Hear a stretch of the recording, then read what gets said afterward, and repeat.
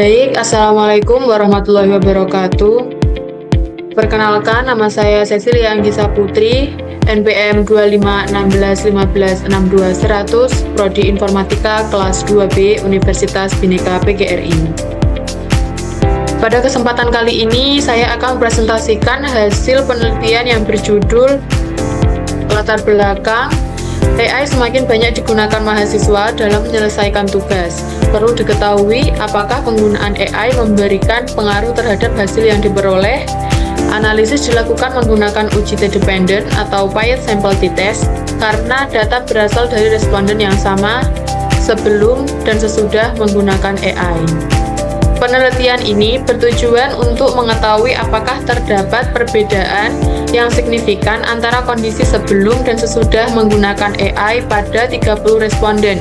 Untuk menguji perbedaan tersebut, digunakan uji t-dependent atau paired sample t-test karena data berasal dari subjek yang sama yang diukur dalam dua kondisi, yaitu sebelum dan sesudah. Untuk hipotesis, H0 tidak terdapat perbedaan rata-rata yang signifikan sebelum dan sesudah menggunakan AI. H1 terdapat perbedaan rata-rata yang signifikan sebelum dan sesudah menggunakan AI. Taraf signifikasi atau alfa sama dengan 0,05. Berikut adalah hasil data penelitian saya.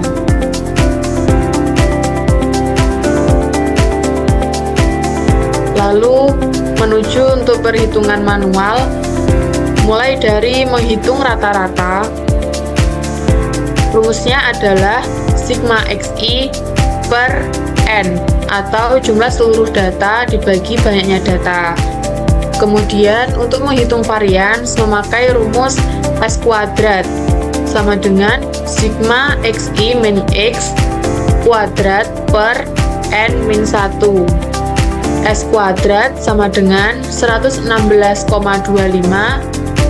per 29 sehingga hasilnya 4,0086. Kemudian untuk menghitung standar deviasi adalah S sama dengan akar S kuadrat atau akar dari varians sama dengan akar dari 4,0086 sama dengan 2,0022.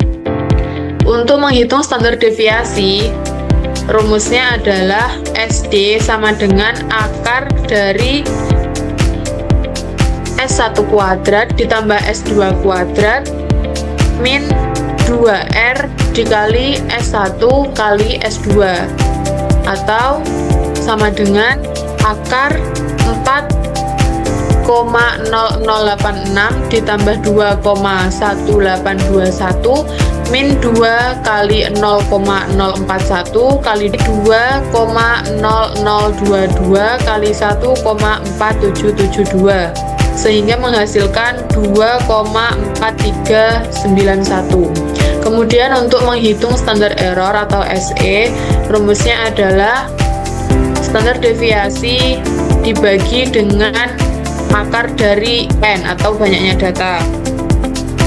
Jadi SE sama dengan 2,4391 dibagi akar 30 sehingga menghasilkan 0,4453. Kemudian untuk mencari korelasi antara sebelum dan sesudah, rumusnya adalah R sama dengan sigma xi dikali x dikali yi dikurangi n kali x bar kali y bar dibagi n-1 kali S1 kali S2.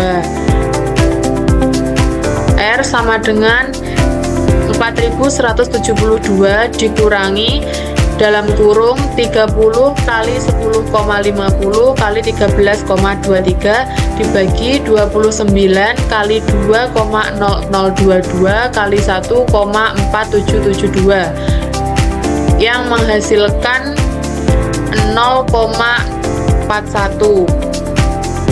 Kemudian untuk mencari T hitung, rumusnya adalah X bar min Y bar dibagi SE atau standar error sama dengan 10,50 dikurangi 13,23 dibagi 0,4453, sehingga hasilnya adalah negatif 6,138.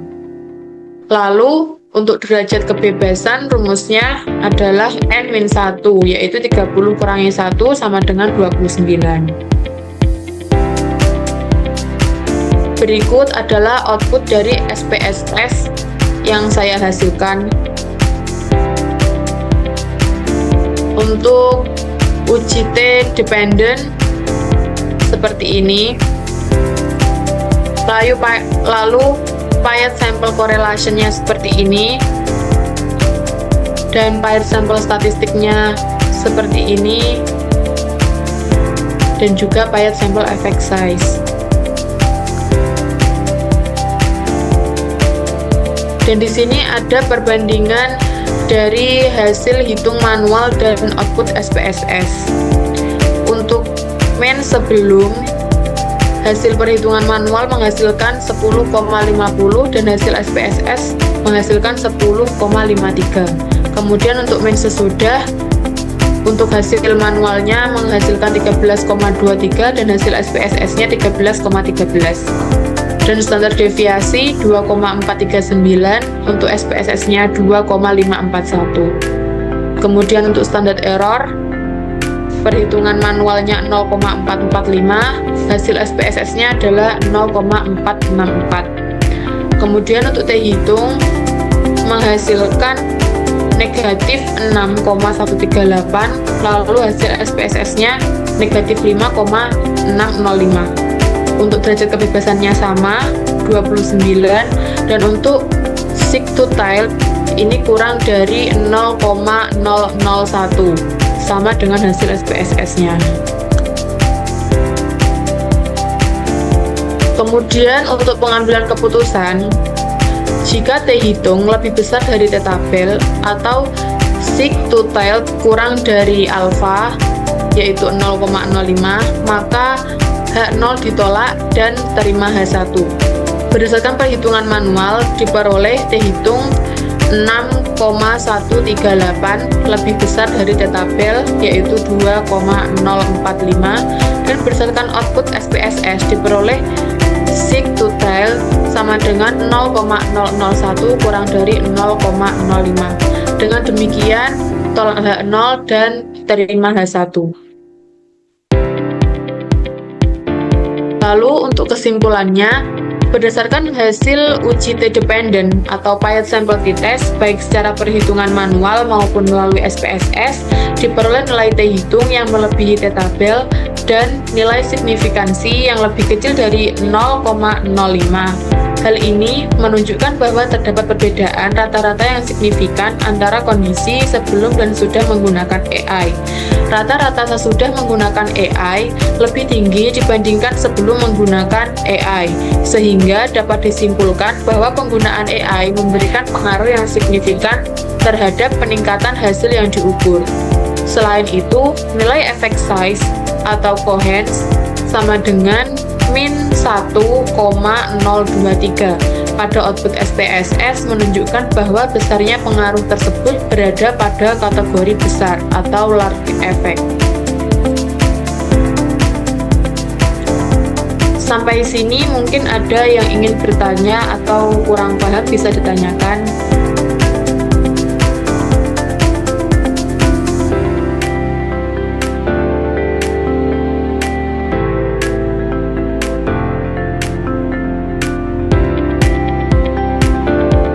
Saya mau bertanya, bagaimana cara mengambil keputusan dalam uji T?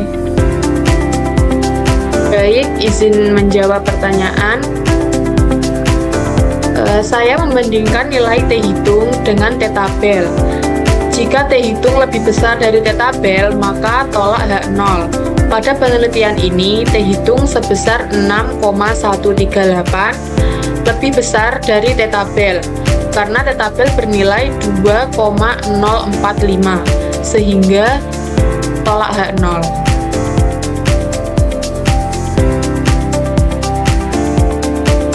ada yang ingin bertanya lagi? Saya persilahkan. Saya ingin bertanya, jika hasil signifikan, apakah semua mahasiswa harus menggunakan AI?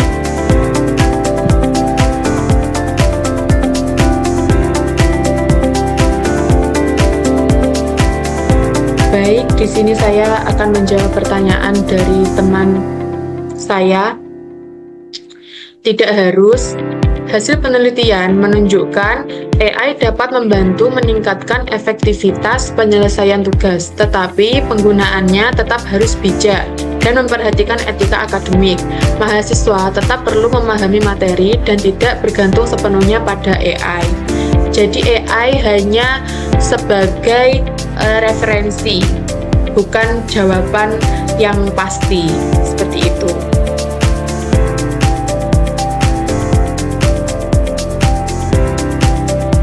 Baik, terima kasih atas jawaban.